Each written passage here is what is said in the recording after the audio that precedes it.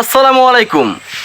আপনাদের সকলেরই কিন্তু একটা কমন প্রশ্ন থাকে যে ভাই আপনারা যে কুরিয়ার সার্ভিসের মাধ্যমে বীজ ডিমগুলো পাঠিয়ে থাকেন, আপনারা প্যাকেজিং কিভাবে করেন, ডিমগুলো কি ভেঙে যায় কি না। আজকে আপনাদের উদ্দেশ্যে ভিডিওটি তৈরি করা। দেখেন আমরা কিভাবে প্যাকেজিং করি। একটা শক্ত ফলের ঝুড়ি ব্যবহার করতেছি, উপরে আমি ব্যবহার করতেছি হচ্ছে বিস্কিটের কার্টুন, পাশাপাশি আমরা ব্যবহার করতেছি এই দেখেন কাঠের গুঁড়া।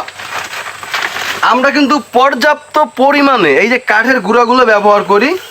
নিচে হচ্ছে প্রথমে কাঠের গুঁড়া দিছি, পরে ডিম দিছি, আবার আমরা কিন্তু এখানে কাঠের গুঁড়া দেব, এরপরে আবার কিন্তু আমরা হচ্ছে ডিম দিয়ে দিব, সর্বশেষে উপরে পর্যাপ্ত পরিমাণে কাঠের গুঁড়ি দিয়ে ভালো করে এভাবে প্যাকেজিং করে দেব।